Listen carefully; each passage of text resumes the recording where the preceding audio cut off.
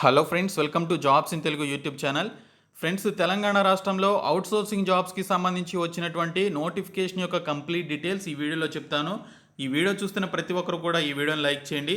మీకు యూజ్ అయ్యే ప్రతి సమాచారం మన ఛానల్ ద్వారా అందించడం జరుగుతుంది కాబట్టి ప్రతి ఒక్కరు కూడా లైక్ చేసి సపోర్ట్ చేయండి. ఫస్ట్ టైం కనుక మన ఛానల్ని విజిట్ చేసిన వాళ్ళు ఉంటే రెడ్ కలర్ సబ్స్క్రైబ్ బటన్పై క్లిక్ చేసి దాని పక్కనే వచ్చే బెల్ సింబల్ని యాక్టివేట్ చేసుకోండి. ఫ్రెండ్స్, డీటెయిల్ చూసే ముందు మీ అందరికీ యూజ్ అయ్యే ఒక ఇన్ఫర్మేషన్ చెప్తాను. ఇండియాలోనే లార్జెస్ట్ లర్నింగ్ ప్లాట్ఫామ్ అయినటువంటి అన్అకాడమీ వారు ఫ్రెషర్స్కి అలాగే 3 years వరకు ఎక్స్పీరియన్స్ ఉన్నటువంటి క్యాండిడేట్స్కి జాబ్ ఆపర్చునిటీస్ కల్పించే యోచనతోటి రీలెవెల్ బై అన్అకాడమీ అనేటువంటి ప్రోగ్రామ్ని కండక్ట్ చేయడం జరుగుతుంది. ఇందులో టాప్ 50+ కంపెనీస్లో ఉన్నటువంటి మోర్ దాన్ 1000 వేకెన్సీస్కి సంబంధించి మీకు జాబ్ ఆపర్చునిటీస్ కల్పించడం కోసం ఈ ప్రోగ్రామ్ని కండక్ట్ చేస్తున్నారు. దీనికి సంబంధించి ఎవరైతే రిజిస్ట్రేషన్ చేసుకొని జాయిన్ అవుతారో వారికి కొన్ని స్టేజెస్లో ఎగ్జామినేషన్ అయితే కండక్ట్ చేస్తారు. ఆ ఎగ్జామినేషన్లో క్వాలిఫై అయినటువంటి వారిని డైరెక్ట్గా ఇక్కడ మెన్షన్ చేసినటువంటి ఫ్యాంపే, క్రెడ్, ఫాల్కనీ అలాగే ఇతర కంపెనీస్కి సంబంధించినటువంటి జాబ్ ఆపర్చునిటీస్కి సంబంధించి డైరెక్ట్ ఇంటర్వ్యూకి మిమ్మల్ని పంపించడం జరుగుతుంది. అయితే దీనికి సంబంధించి మీరు రిజిస్ట్రేషన్ అయితే చేసుకోవాలి. రిజిస్ట్రేషన్ చేసుకునేటప్పుడు మీరు 1999 రూపీస్ అనేది పే చేయాల్సి ఉంటుంది. మీరు JIT10 అనేటువంటి యునీక్ కూపన్ కోడ్ని యూజ్ చేసినట్లయితే మీకు 100 రూపీస్ వరకు డిస్కౌంట్ అయితే రావడం జరుగుతుంది. సో దట్ మీకు 1799 రూపీస్కి దీనికి సంబంధించినటువంటి రిజిస్ట్రేషన్ అయితే చేసుకోవచ్చు. అయితే ఇందులో ఉండేటువంటి టెస్టులు ఏంటి, ఏ విధంగా టెస్టులు కండక్ట్ చేస్తారనేటువంటి కంప్లీట్ ప్రాసెస్తో కూడిన వీడియో ఆల్రెడీ చేయడం జరిగింది. ఆ వీడియో లింక్ని ఈ వీడియో కింద డిస్క్రిప్షన్లో ప్రొవైడ్ చేస్తాను, అది కూడా మీరు చూడొచ్చు. అలాగే కూపన్ కోడ్ని యూజ్ చేసి దీనికి సంబంధించి రిజిస్ట్రేషన్ అయితే చేసుకోండి. డిస్క్రిప్షన్లో కంప్లీట్ లింక్స్ అయితే ఉంటాయి, ఒకసారి చూడండి. ఫ్రెండ్స్, ఈ రిక్రూట్మెంట్కి సంబంధించినటువంటి కంప్లీట్ ప్రాసెస్ అనేది మనకి ఆగస్టు 30వ తేదీకి కంప్లీట్ అవ్వడం జరుగుతుంది. అంటే మీకు 20 డేస్లోనే దీనికి సంబంధించినటువంటి జాబ్ యొక్క రిక్రూట్మెంట్ అనేది కంప్లీట్ అవ్వడం జరుగుతుంది. కాబట్టి మీకు 20 డేస్లోనే జాబ్ అయితే వచ్చే అవకాశం అయితే ఉంటుంది. సో ఈ పోస్టులకి సంబంధించి ఉన్నటువంటి క్వాలిఫికేషన్స్ ఏంటనేది ఇప్పుడు చూద్దాము. సో ఇక్కడ చూసుకున్నట్లయితే medical officer, staff nurse, lab technician, pharmacist, ANMకి సంబంధించినటువంటి పోస్టులు అయితే ఉన్నాయి. మెడికల్ ఆఫీసర్కి సంబంధించి 11 పోస్టులు ఉన్నాయి. దీనికి సంబంధించి MBBS చేసినటువంటి వారు ఎలిజిబుల్. తర్వాత స్టాఫ్ నర్స్కి సంబంధించి 2 types ఆఫ్ పోస్ట్స్ ఉన్నాయి. ఇక్కడ స్టాఫ్ నర్స్ పలియేటివ్ కేర్ కింద 9 పోస్టులు ఉన్నాయి. వీటిని జోనల్ కేడర్ కింద కొత్తగా రిలీజ్ చేసినటువంటి యొక్క న్యూ జోనల్ సిస్టమ్ కింద భర్తీ చేయడం జరుగుతుందని నోటిఫికేషన్లో మెన్షన్ చేశారు. BSc నర్సింగ్ లేదా GNM నర్సింగ్కి సంబంధించి క్వాలిఫికేషన్ ఉన్నటువంటి వారు అప్లై చేసుకోవచ్చు. ఇంకా తెలంగాణ స్టేట్ యొక్క నర్సింగ్ కౌన్సిల్లో రిజిస్ట్రేషన్ అయితే చేసుకోవాలి. ఆ సర్టిఫికేట్ కూడా మీరు సబ్మిట్ చేయాలి. ఇంకా స్టాఫ్ నర్స్ SNCU, NBSUకి సంబంధించి 6 వేకెన్సీస్ ఉన్నాయి. BSc నర్సింగ్ లేదా GNM నర్సింగ్ కింద దీనికి సంబంధించిన పోస్టులని భర్తీ చేయాలి అంటే వీరికి ఈ పర్టికులర్ క్వాలిఫికేషన్ అయితే ఉండాలి. ఇంకా TS నర్సింగ్ కౌన్సిల్లో రిజిస్ట్రేషన్ చేసుకొని ఉండాలి. ఈ పోస్టులన్నింటినీ కూడా మెరిట్ కమ్ రోస్టర్ పాయింట్స్ ఆధారంగా భర్తీ చేయడం జరుగుతుందని మెన్షన్ చేశారు. మెరిట్ లిస్ట్ ఏ విధంగా తీస్తారు అంటే 80% ఆఫ్ క్వాలిఫైయింగ్ మార్క్స్ అనేవి చూస్తారు. ఇక్కడ క్వాలిఫైయింగ్ అంటే ఆ పర్టికులర్ స్టడీస్కి సంబంధించి క్వాలిఫికేషన్ అనమాట. ఆ క్వాలిఫికేషన్లో వచ్చినటువంటి మంచి మార్కుల ఆధారంగా 80% ఆఫ్ మార్క్స్ని తీసుకోవడం జరుగుతుంది.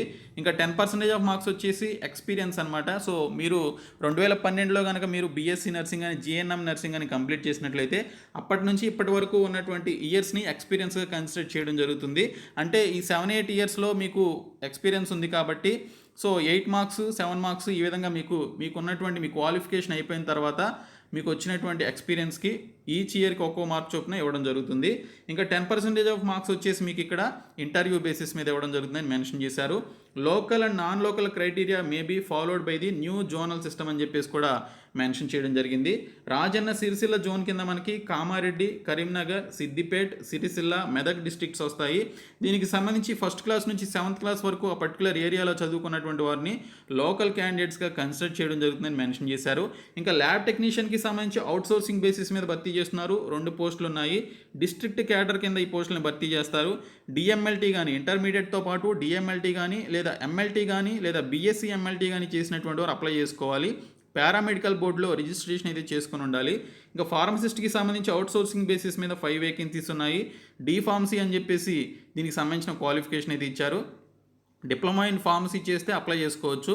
ఇంకా ఫార్మసీ కౌన్సిల్ ఆఫ్ ఇండియాలో మీరు రిజిస్ట్రేషన్ అయితే చేసుకోవాలి. తర్వాత ANMకి సంబంధించి అవుట్సోర్సింగ్ బేసిస్ మీద 44 వేకెన్సీస్ ఉన్నాయి. దీనికి సంబంధించి చూసుకున్నట్లయితే మనకి ఇక్కడ MPHW ట్రైనింగ్ కోర్సు సర్టిఫికేట్ అనేది కలిగి ఉండాలని మెన్షన్ చేశారు.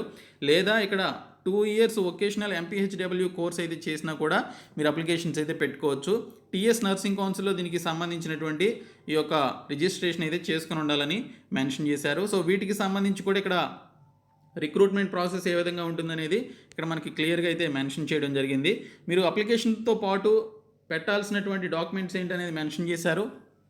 ఎస్ఎస్సి మెమో, ఇంటర్మీడియట్ మెమో, ఇంకా డిగ్రీకి సంబంధించినటువంటి సర్టిఫికేట్స్, ఇంకా ఫస్ట్ క్లాస్ నుంచి 10th క్లాస్ వరకు చదువుకున్నటువంటి స్టడీ సర్టిఫికేట్స్ పెట్టాలి. ఇంకా రిజిస్ట్రేషన్ సర్టిఫికేట్స్ ఖచ్చితంగా పెట్టాలి. నర్సింగ్ కౌన్సిల్లో కానీ ఫార్మసీ కౌన్సిల్లో రిజిస్ట్రేషన్ చేసుకున్నటువంటి సర్టిఫికేట్స్, ఇంకా క్యాస్ట్ సర్టిఫికేట్ పెట్టాల్సి ఉంటుంది. ఫిజికల్లీ హ్యాండిక్యాప్డ్ ఎవరైనా అప్లై చేస్తే సదరన్ సర్టిఫికేట్ పెట్టాలి.